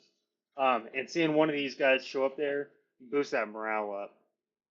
All right, it gives them keep going. They get to see something they never have seen. Yeah, Bear. Sorry, man. I got banned on here for monotonious actions that I never did. So, welcome to being a streamer. This is what you're gonna deal with. You're gonna have to take things up the butt when you don't want to. This is the normal streaming thing. Yeah. yeah, no, we landed in Kuwait first, and then we went up to Baghdad. There were so many of us, 180 on that first tour, that we split off into 3 different groups. And I remember one group went into Kuwait, another group went up into Iraq, another group flew out to a carrier in the Gulf out there. We were just splitting off and trying to cover as much territory as possible. And I remember I went up to, we were doing a lot in Kuwait. I went up to Baghdad, did some stuff, came back, and then Tommy Franks, he was running the war. And he said he wanted to go, he was going up to Baghdad the next day, and he wanted a small group to go with him. And so I went back up into Baghdad with Tommy Franks, and Robert De Niro was on the airplane. We're on a C-130 and we're going up. That was an incredible trip, and I wanted to go back once I got home. So we were well protected, and we weren't going to anywhere. We were such a big tour that we weren't like fob hopping or anything like that. The second time I went back that same year in November, just whatever it was, 4 months later. That one was a little bit different. I remember mortars coming in, at one point, and it felt to me like everything was rattling, like the pipes were rattling or something like that. I was sleeping on a cot in this room. There were no lights, no electricity, and I was like, "What's going on here?" And I came out, and there were 2 soldiers just sitting there. Sitting there. The building had been rattling, I think we're smoking. They were just sitting there like this, and I'm like, "What's going on?" I'm like, and they said, "What's the officials in on? How you doing, man?" Mortars coming in. Just another day. It's another night. The James Franco meme first time. Yeah. I'd look at They was my kind of like that. They were not. I mean, if they weren't going to freak out, and like, okay, everybody's out, we're going into the bunker or whatever. But they weren't. It was a routine, and they could tell how far away they were by the noise, So they knew that we were at that point. This was kind of a routine thing. Bad guys out there throwing the mortars in at this time of night, kind of thing. I would have. But that was the first time for that, I would have looked at my buddy and be like, "We're dead. Gary Sinise is here. This makes 0 sense. We're in heaven, and we need to run." My current job is to guard Lieutenant Dan. What the fuck are we doing here? Yeah, two guys out there not doing anything. You hear incoming stumble out of the tent hungover. It's like, Lieutenant Dan? The Dallas Cowboy cheerleaders? Oh, I got hit. I'm going that way. Running with the cheerleaders? Yeah. Follow the shorts. Mortar got me. Hey, you ever just wake up and felt like your mattress sucks and it beat your ass, punched you in the face? That's crazy. Does the mattress also f your mom? You ever wake up feeling like you slept in a swamp because of your disgusting, nasty ball sweat? I see most of you on Reddit, so I know you have. Time to break up with that mattress. Get divorced from your mattress. Get a ghost bed. That hoe. You're worth more. You're so strong. Well, guess what? Ghostbed just launched their new mattress line. It's designed to keep you cool, supported in all the right areas, if you catch my drift, you giant hog, and help you get sleep. These beds are built with its patented cooling technology, Brandon. So you can keep your giant hog cool. Did you know they're built to last? That's right, none of that dripping ear nonsense. Every mattress has a 20 or 25-year warranty. That means if I bought one today, it will outlive me before the warranty expires. I don't have much time left. Especially with as much as you smoke. Way to make it real, Brandon. Plus 101 night sleep trial. Don't love it? Send that back! 101 nights, that's 3 months risk-free. They got the full setup! Adjustable bases and pillows. Buttery soft sheets. Buttery. And even better, you can get 10% off site-wide when you go to ghostbed.com/unsubscribe and use code unsubscribe. And that's on top of their everyday deals of mattresses, adjustable bases, and pillows already being up to 50% off. Come on, guys, what are we doing? Why aren't you going and using code unsubscribe? Hey, go use code unsub. What's happening? What's going on? That's ghostbed.com/unsubscribe. Use code unsubscribe. Sleep better. Stay cooler. This is a threat. I was actually just going to ask, and forgive my my ignorance on this, but I don't know if any of the USO shows like intentionally got attacked or anything like that. With me when I was on the. I mean, with you in general. No, we did. There outside of Balad, there was a big soccer stadium. There's a big soccer stadium. Saddam Hussein and his family used to like torture people in this stadium. But Wait, what? Yeah.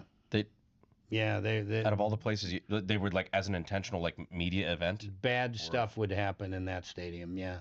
They And did we not saw. like I clothes was in and stuff. palaces with swimming pools, and there were like empty swimming pools with blood on the side, and Wow. there was some ugly stuff that they did. The bath party and all that. They did some ugly stuff. But I remember the soccer stadium, and I was with Wayne Newton, Chris Isaac. Your tour was way better than my tour. Yeah, in Iraq. I'm sure it was. Yeah, and I got to leave after a few days. Oh, Eli's like and- he didn't even get shot. dang, this Do you know who sucks. Neil McCoy is? Mm. Neil lives in Texas. He's a country singer and everything. Neil was on that trip. Great guy. Yes, he did. And so we were entertaining on that trip, and we did a big. There's a picture around here somewhere. There's From a that Kurds, not trip. Turks. Me talking to thousands of troops in the soccer stadium, and there was probably 5,000 or 6,000 in the soccer stadium. This is in the Balad area. 5,000 or 6,000 troops. They're all out there. Didn't feel dangerous to me or anything like that.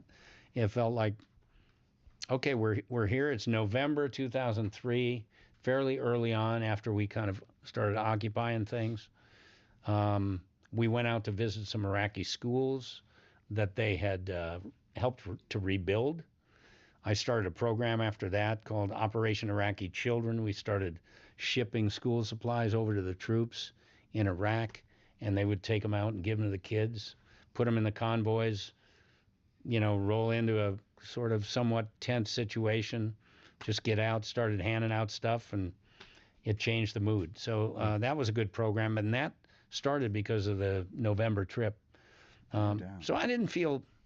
There were a couple times where it felt a little sketchy in the convoy. Just going down the road and stuff.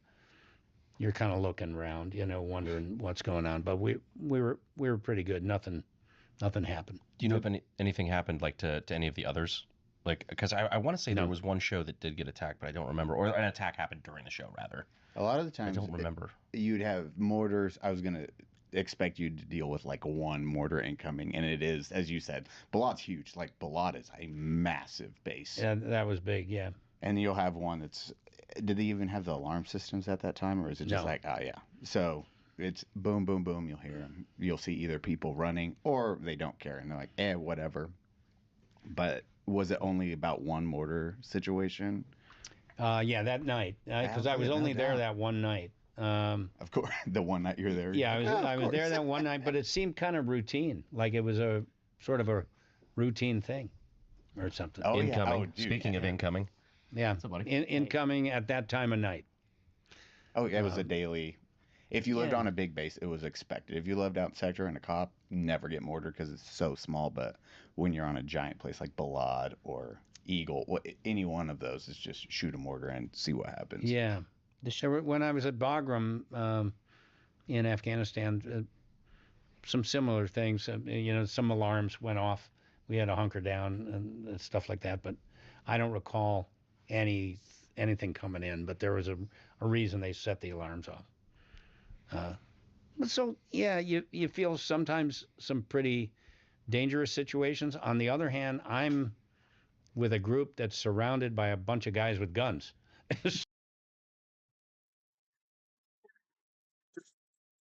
I remember I found like a actual like pamphlet of the USO with Gary Sinise. I'll find it and I'll actually post about it. But I remember I sent it to my dad, I think, or somebody, and showing them that Gary Sinise does like USO tours in 2018, which was fucking wild. It was wild. I never really knew this. I need to find that pamphlet, find the picture of it, and show you guys. That was actually crazy. Now that we're actually talking about this and the Gary Sinise thing, like, yeah, this guy he's literally a legend among all the civilians. Like, I like this guy a lot. So, I mean, they protected us pretty well over there. Not a bad place to be. Yeah. The show you're talking about is when Toby Keith came to Kandahar Airfield, and he played, and I was there, and it got bombed. Oh, Really? Kandahar. Yes, sir. So it was my first tour. I landed, and then I ate at a Burger King. Yeah. At the boardwalk. The boardwalk? Yeah. I played a concert on that. You did? I did. Yeah. Man. In 2009, I played a concert on the boardwalk. But yeah, I was playing a concert in 2009, but it wasn't that. You know what I'm saying? Well, they had like Subway and Tim Hortons. It's crazy. Yeah. Yeah, and a bunch of fast food places on this boardwalk. Yeah. So you were where? We landed there, but then we went to Garmser, and then I did that tour. But my second tour, I did the invasion into Marja. But like I just landed there, my daughter had just been born, and I have like all these weird feelings, and I'm eating like a Whopper at the peak of the military. Yeah. Real, yeah. I think you did a video on that, like the Army's deployable What are you Burger gonna King worry that we about? have. Gotta The Army has fire. a deployable Burger King. Yeah, It I can was be just- anywhere in the world. in yeah. God, I 24 love this hours. fucking country so much. We're the best, dude. Nothing more demoralizing to the enemy is like they're bringing in a lot of troops. Oh, they're bringing out a trailer. What's in that? Yeah. They brought a Burger King with them? They're gonna smoke you. And they're gonna have a good time. Or Subway. There was a Subway. There was there. a Subway too. It was. I heard they even put a TGI Fridays in there. Wait, what? I swear to you. You can look this up on the line, but I heard they put a TGI Fridays in there. Is it just as mediocre in the Middle East? Hey, I didn't hear your Yes. comment. TBI Fridays. My first meal was like something like Subway or Burger King when I got to Kandahar. It's wild because like it's such a big active base, especially at that time with all the NATO forces and stuff, and the Marines were like literally off where they turned into like a waste depot. We're Say, literally like, hey, bringing look, Lieutenant capitalism with Dan. us. Yeah. Yeah. All over. Yeah. Democracy's I the knew best. Lieutenant But Dan. How do these troops Forrest get Gump by? came out. Huh? it's called a Whopper. Oh. But he came in and he was playing him and Scotty Emmerich, I think is his name. They were playing some songs and stuff, and he got to the end and he started playing the Taliban song, and then the sirens went off, the air raid sirens, and then like the Air Force attaché like ran up there and was like, no, and like we're all there because we're a bunch of animals. We started booing. We're like, get back out here. And then he came back out.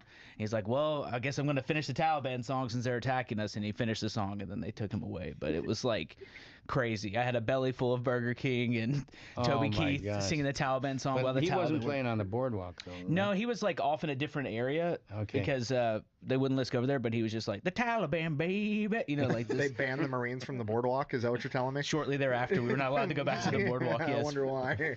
bartering incidents. But On that trip, Mhm. now I just, you know, the guy that played Bubba in Forrest Gump, Yeah. Michael T. Williamson, I took him with me on that trip. No kidding. Yeah, and Jeff he plays Ganson? harmonica, so he got up and played with us a little bit. Oh, it's awesome. Yeah. That's sick.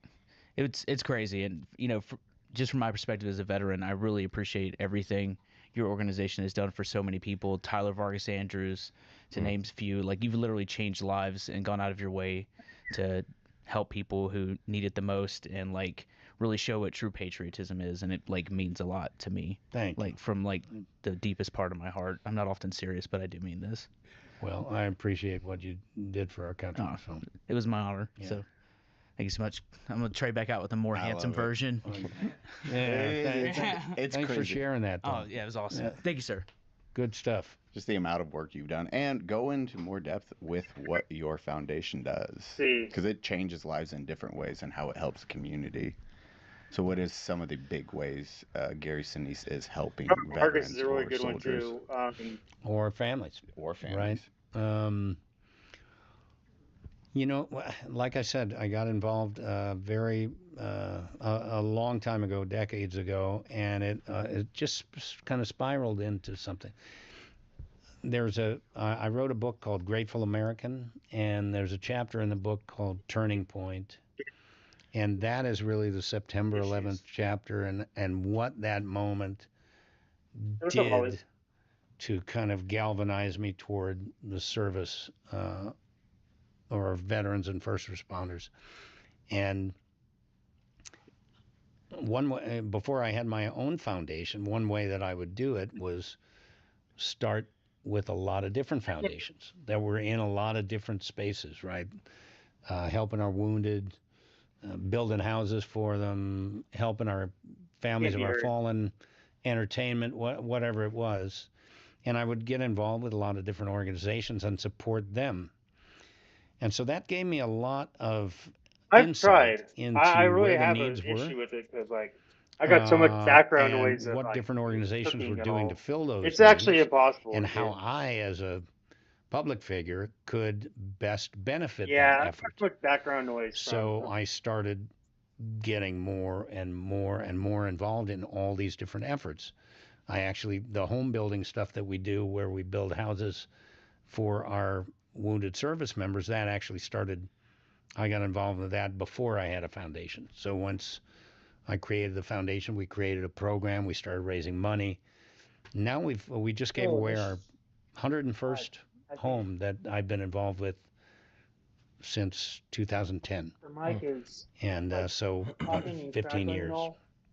And we just It's like filling my mic. this The past mic's week gonna we block gave it away in our half. 101st house.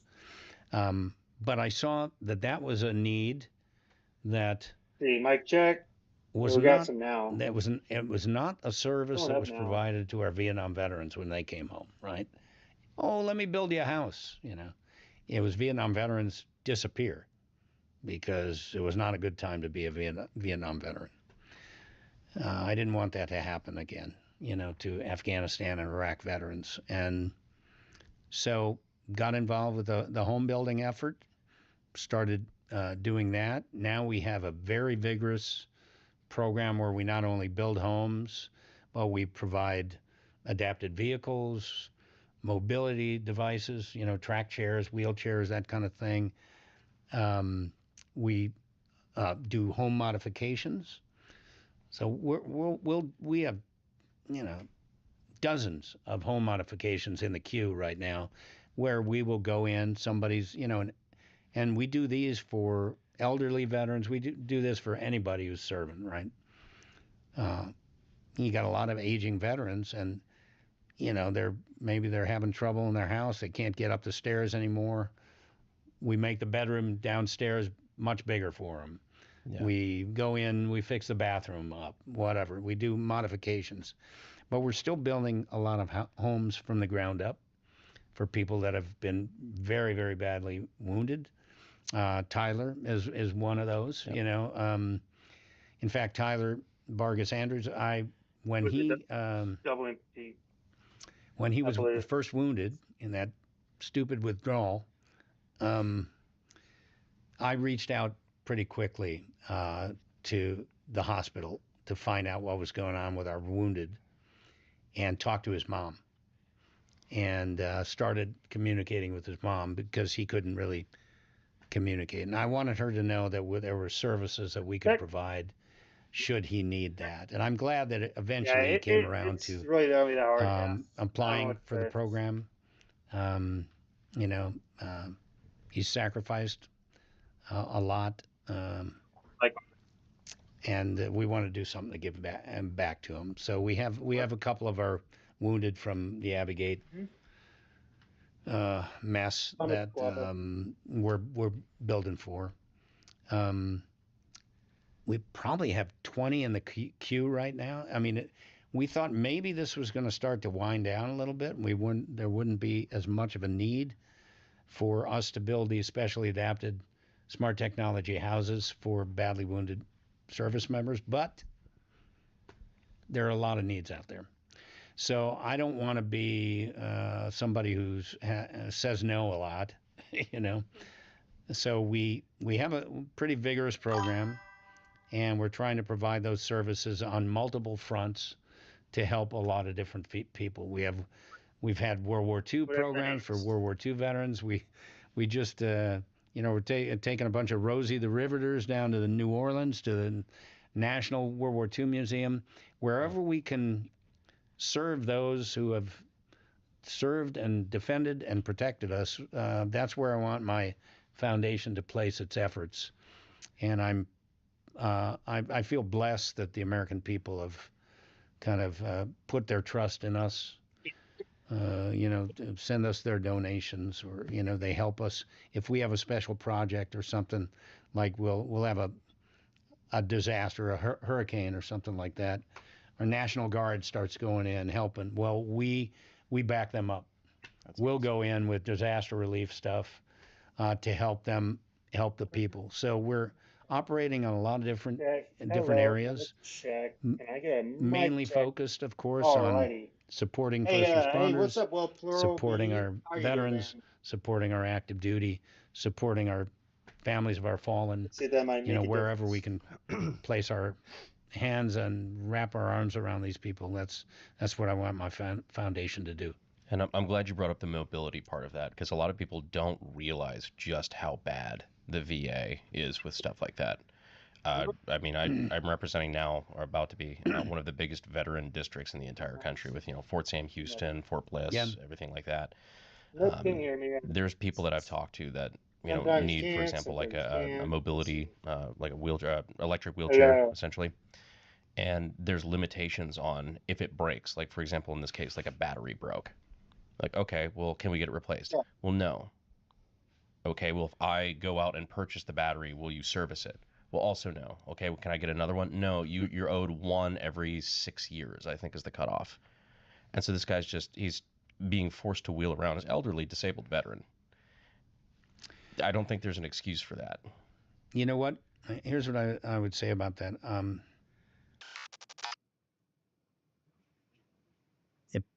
First of all, if we didn't have the number of nonprofits that are in the space, veterans and first responder sports space. Yeah, I would say it's so hard to do this. I have to wait um until my girlfriend's asleep or something like that, because like it's really hard with a lot of noise, background noise. I have to get on off here. This is getting. It's really hard to do the mics.